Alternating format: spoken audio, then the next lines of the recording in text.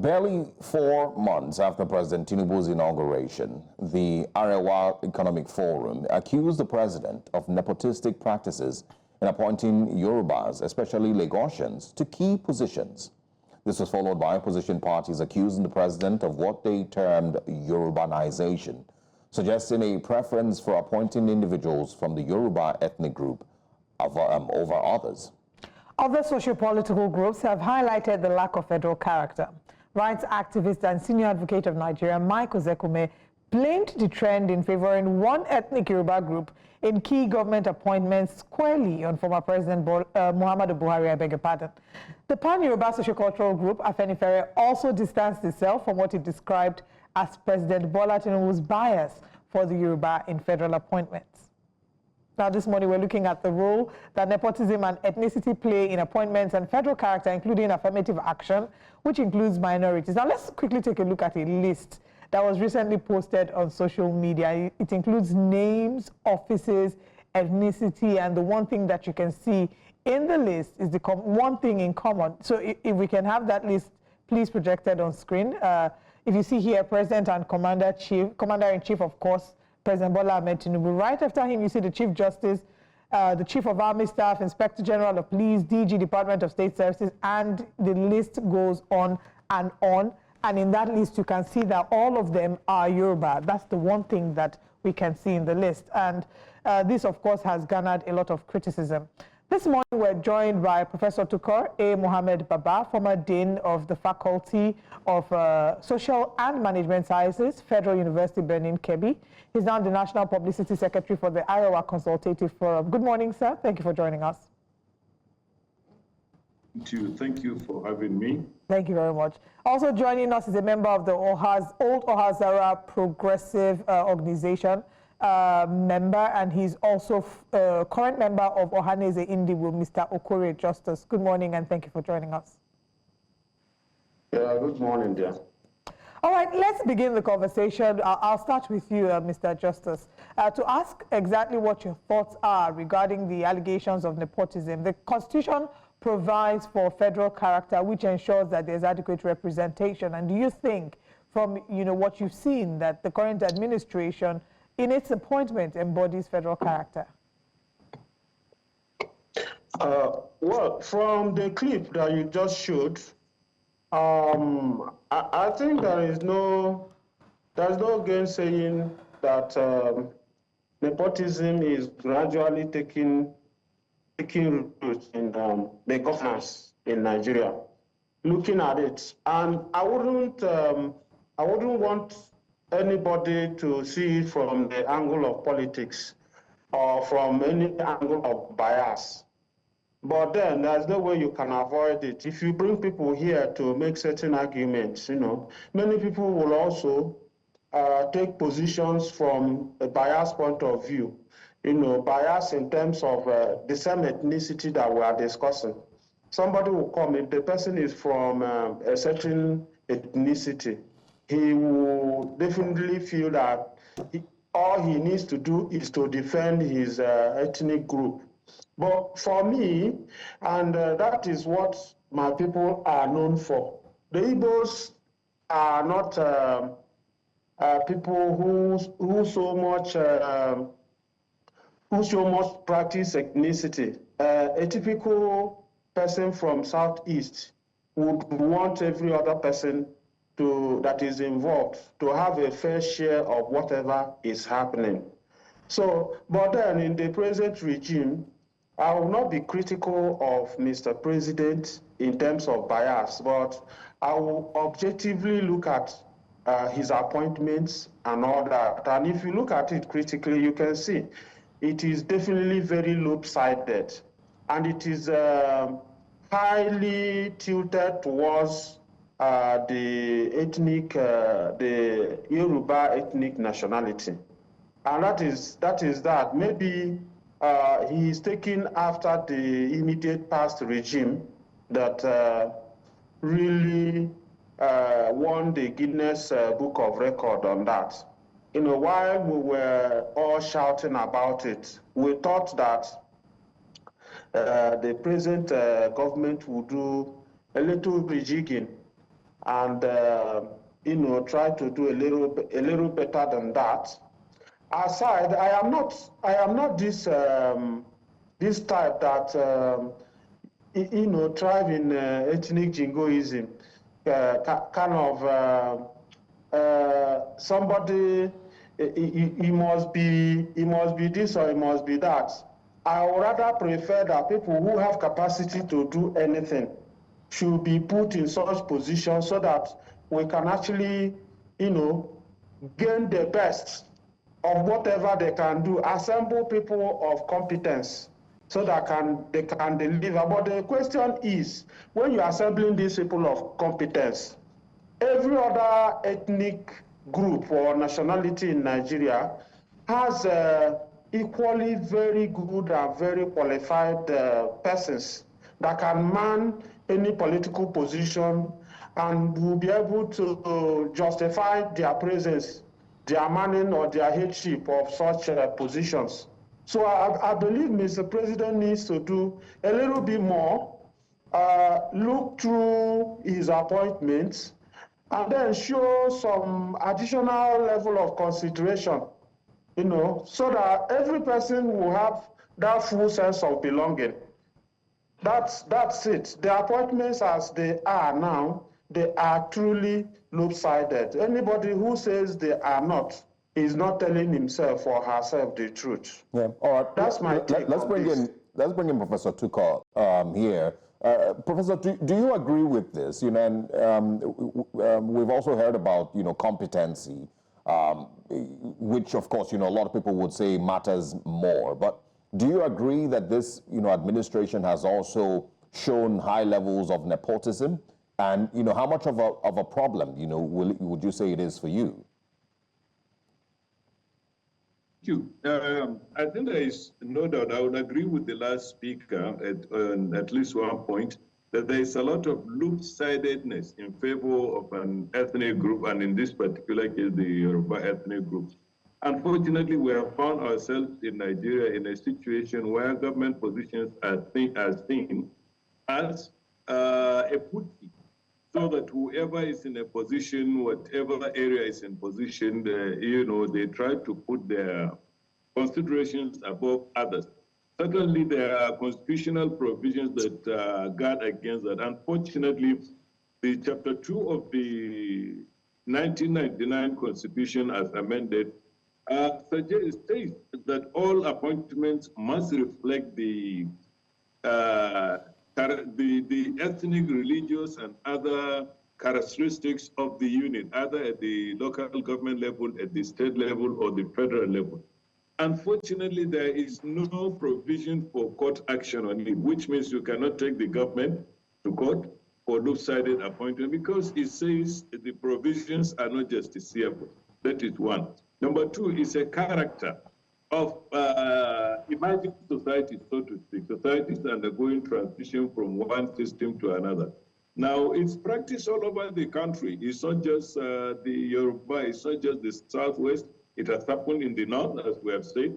But what is different here is elevating the factor of ethnicity over and above everyone, everything else. Certainly, the last regime before this one was lopsided in its appointment, in its projects, and so on. But that reflected more of regional rather than tribal or ethnicity, in the sense that, yeah, President Buhari appointed a lot of northerners into key positions, but those northerners were not necessarily ethnic. They were not necessarily Hausa Fulani, they were not necessarily people from Daura. They are not necessarily one specific tribe, but there is a departure in this regime. There is no doubt that it's tilted in favor of one tribe, the Yoruba tribe, but also, you see, the problem has to do with the nature of the state. It has to do with the politics we practice. Yeah, there is, as the last speaker said, in every part of this country, of any tribe, of any religion, of sect, and so on, you will find competent people to appoint to positions of power and authority and other responsibilities. But also we need to take into consideration the nature of the appointment. Oh yes, I have seen figures, for example, that the president has appointed about 8 positions given to the northwest of Nigeria, for example. But if we look at the list, there is a lot of ingenuity in it. For example, NYSC was listed as a security agency, for God's sake. You know, they listed EFCC and so on. These are agencies, but they are not necessarily security, and so on. So to go back to the point, I think it has to do with the nature of politics we have, and a lot of political scientists have spoken about it, prebendal politics, so that people are in, the general trend is that people are in positions of power and authority for themselves, for their region, for their primordial characteristics. But the truth of the matter is, these are more of manipulations of ethnic characteristics rather than the true favoring of those same characteristics. Let me go back to former President Buhari, for example. Yes, he appointed certain northerners to key positions, but of what effect? In the security sector, the North has not fared well. In infrastructure, you can say other parts of the country have fared more than the North. I can list many projects. Take Kaduna, Abuja, Kaduna, Zaria, and Kano highway. I mean, this is something he spent 8 years without achieving much. And the Kaduna-Abuja highway, for example, is basically a death trap. So it's not what people bring to the office, it's what they do that matters. Unfortunately, in our case, if people come to positions, they look after themselves, and that is what makes matters work. In this regime, what is fueling this feeling is the allocation of the resources. If you go through our budget, the kind of provisions that are made for Lagos State, where the president is from, for example, is in contradiction to what other parts of the country are getting. Major projects are located in that region. They are controlled major, so to speak. I think we call them lucrative or GC positions. Finance, right. Central bank, and so on. This is what makes matters. And what it does is to undermine confidence. What it does is to make people disillusioned that whoever comes to power will take care of themselves. But this is not the first time. There is a precedent. The former secretary, one-time secretary to the federal government, Pius Anyi, for example, is well known for appointing Igbos to major positions within his office. But like I said, it happens at all levels of governance, local, state, and federal. Okay, I'd like us to bring in Mr. Okorie back into the conversation. You've heard some of the things that Professor Tukur had said. I also want you to react to a defense by Sunday Dari. When Oliede was made the chief of army staff, of course, the conversation about nepotism had then kicked in. But then in defense to this, and I believe that Professor Tukur spoke to that, he talked about it being dependent on the region and dependent on the area. For example, in security, he talked about the North having the highest number of appointments in security, being the security sector with 15 appointees, while the South has 7 appointees, making a total of 22. He also then said that the Southwest was more favored, basically explaining that different sectors had certain areas being more favored than the others. Would you say that this explanation suffices? Well, I think the explanation from the speaker, he actually made a very logical argument in his statement, talking about what happened with Buhari and the present government now elevating it. That's usually what happens when if you start, the next person that comes in, into power will now elevate it, and that's what has happened. But the truth is that I think within within the country now, the people appointments are not even seen as vehicle to serve the people. Appointments are seen as vehicle for compensation. So you use it to compensate somebody that probably you had benefited from either politically, financially, or whichever way. Or somebody that did you a favor sometime, and now you are in power, you remember them and you want to, it is payback time. And then you know that actually most of the time, the people you originally or fundamentally interact with are more of people from your own area. So assuming in your life you have met with 1 million people, more than 500,000 of them most likely will be people from within your community or your ethnicity. So you pander towards, time to do something. And also when you reach home, your people are also there. They will be reminding you that now that you have this power, it is our time, or it is our time. So instead of positions being for the people to actually use it to serve the nation and serve the entirety of the people the nation that you're talking about. No. It is for sharing of resources. Like they say, the national cake. The national cake is baked and it is shared. And the people, they only come in there to look at how much comes in and to see how much of it they can take down. After lining their pockets, what is remaining, they will try to impress their own people, and that will be it. Rather than giving service to the nation and to the peoples of the nation, knowing that Nigeria is not owned by one person. Even in elections, a particular ethnic group cannot successfully elect any president of Nigeria. And so we are talking about balance. In this appointment, there should be balance. And I think that was the exact reason our leaders were able to come up with the Federal Character Commission. Now, the Federal Character Commission, most of the time, I think they are all skewed largely against certain people. In those days, when I was in the university, I schooled in Uniport. And in University of Port Harcourt, you will see some people coming from the north. Because of federal character principle, some other people will score 300 and 200 and then you will see a few people will come from the north that did not even score up to 100. They will give them admission. Why?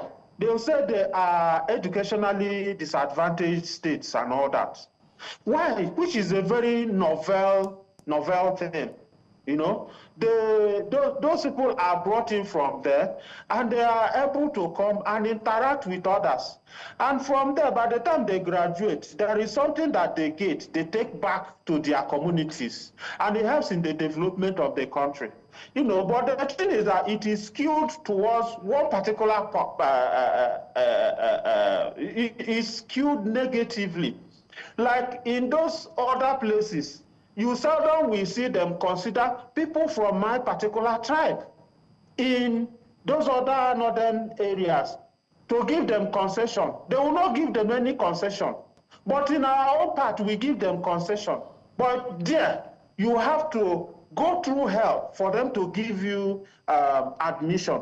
So that is the thing. In all the parastatals, in all the ministries, whatever happens is once the Oga at the top is from a certain area, you can be very sure that place for that season will be people from the area where he is coming from. So what you're saying is simply is that this is it's something that happens across Nigeria. It's not it's not necessarily brand new, seeing that these allegations for the current Nigerian leadership. This happens also in ministries, departments, and agencies across Nigeria as well. But I also want to ask, in the previous... There is something I'll Yeah, kindly hold on. What I'll add there is that... Kindly hold on. I just want to... Let me just quickly ask this. It is minimally practiced in Southeast. Can you hear us? It's not as... Yes. All right, kindly hold on. I want to just quickly ask this. In the previous administration, the members, political leaders from the Southeast were, very vocal against former President Muhammadu Buhari about, nepotism, about sidelining, members from the Southeast in top political positions in his government back then. They don't seem to have the same view today, or at least their voices aren't so loud today. So would you say that things have changed with inclusion for the Southeast under President Bola Tinubu? Well, you know that as it stands, things have not changed, not at all. Hello? Yeah, we can Go hear ahead, you. please. Okay, things have not changed. I would even say that they are even getting worse. But the thing is that the Southeasterners are a very patient people, very, very patient. And then after you have talked and talked and talked and talked, at certain times, you will caution yourself, sit down and watch them. If they have decided that this is the way they will go, if they've decided that this is the way they will treat us, we won't kill ourselves, we'll wait for our time. And we know that my people will say, when you are holding a child, let me say biscuit, if you are holding biscuit of a little child, and you are holding it up with your hand, you will hold it and hold it until one day, one time, your hand will pain you, and you bring down your hand, and the child will take down his little biscuit in your hand. So that is one. Two, from a lot of things, a lot of rejigging that Mr. President is doing, everybody is still like hands akimbo, watching to see, trying to recover from the economic hardship that suddenly hit everybody below belt. People are trying to recover from it. People are looking at all the promises he's making. People are looking at all the settings to know if he's going to improve on what he's doing. So that our people are not shouting. Well, I don't know how you mean that they are not being vocal. They have been very, very vocal. Like talking about Nnamdi Kano. Everybody has been saying it. Please release him for us. And the feeling is that if he doesn't want to release him to the Southeasterners, then what more can you ask again? If this simple one that he could easily do, and then he will appease the greater majority of the people from southeastern Nigeria, and then we'll start rebuilding the peace process and also see how insecurity that has ravaged the crevices of the eastern parts. All right, we'll Mr. Okorie, having solutions to come up to that. I'd like to interject at this point.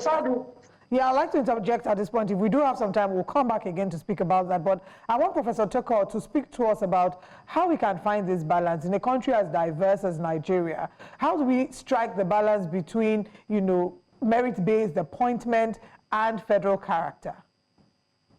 Federal exactly, representation. that is my point. You see, the federal character provision in our constitution, and of course, all the institutions that have been in place, the processes, the rules and regulations, is supposed to allow for equity, not necessarily equality, perhaps.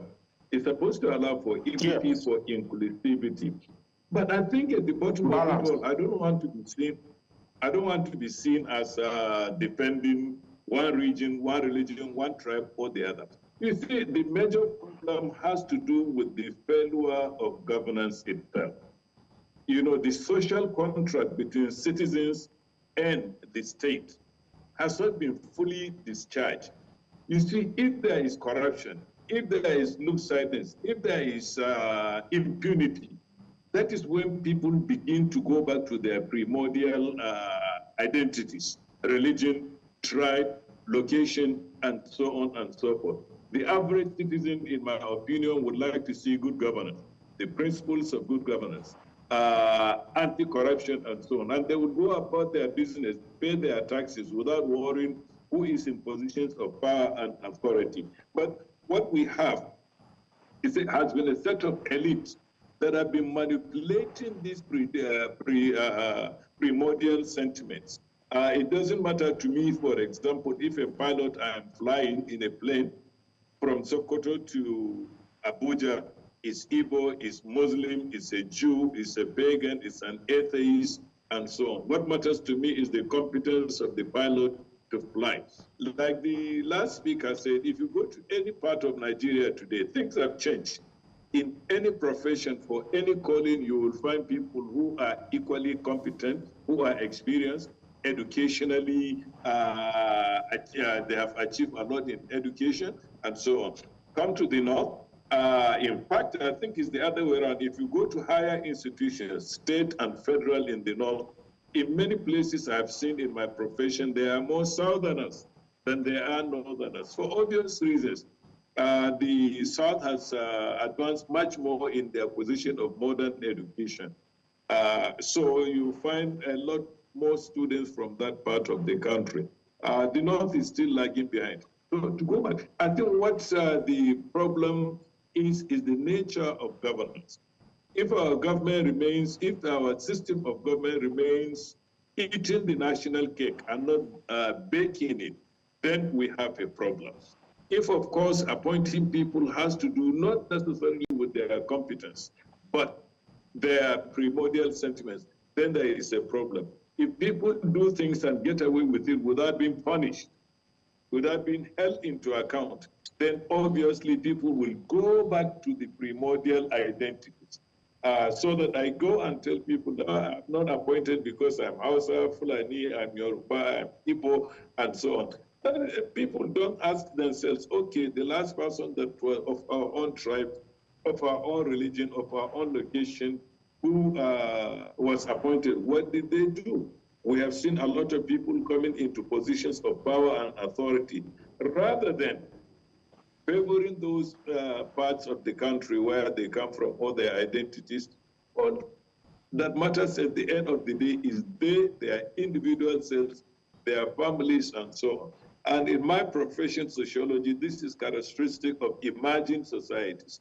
As people come into contact with others that are not of the same characteristics, they get frightened. It's a psychological thing. So what happens, one of the consequences of that is to go back to the tribe, to convince people. But again, I think the late Bala Usman has explained it very, very well in a very iconic paper he delivered on the manipulation of religion for social and political gains. If you look at the level at the National Assembly, in state assemblies, and everywhere, you find that those issues do not come in once people are in power and authority. Go to any market, for example, in northern Nigeria, you find a lot of people from different parts of the country interacting, not on the basis of tribe, religion, or anything, but on the basis of commerce, and so on. And you wonder, where is this coming from? It's coming from the manipulation of those primordial sentiments on part of the elite that are in positions of power and authority. That is the major problem. Professor. It's been said that the problem of Africa is not simply that of tribe, it's not that of religion, it is that of the nature of the state established after independence. What kind of state is it? What kind of processes are going on?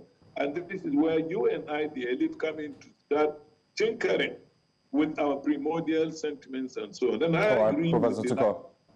The point is, I think you've laid it out pretty well, and of course this is not something that is likely to change soon. Our other guests also mentioned that it is not strictly in the presidency. This happens also in different MDAs across the country. But thank you both for joining us this morning. Professor Tukur Mohammed Baba, a former Dean, Faculty of Social and Management Sciences at the University of Birnin Kebbi. We also had this morning Mr. Okorie Justus, Association Member of Ohanaeze Ndigbo. Thank you very much for your time as well. We'll speak with you again soon. All right. Now, the Kano State government has lauded the recent judgment by the Court of Appeal in Abuja over the Kano Emirate Council dispute involving the reinstated Emir Mohammed Sanusi II and other parties. The appellate court on January the 10th, presided over by a 3-member panel of justices led by Justice Mohammed Lawal, had declared that the Federal High Court in Abuja lacked jurisdiction for entertaining the suit bordering on the Kano State Emirate dispute. Now, the court also called on the State High Court to re-entertain the matter under a new judge in the interest of justice and fairness. The judgment delivered by the Court of Appeal Abuja Division regarding the Emirate Council matter involving His Highness Khalifa Muhammad Sanusi II and other parties. The verdict overturns earlier decisions by the Federal High Court and validates the government's lawful actions regarding the chieftaincy appointments and reforms in the state's traditional institutions. This ruling reaffirms the government's commitment to justice, fairness, and adherence to due process in our efforts to modernize traditional structures while preserving the cultural heritage of Kano State. The judgment further clarifies the rightful jurisdiction over chieftaincy matters, underscoring the constitutional boundaries of the courts in such.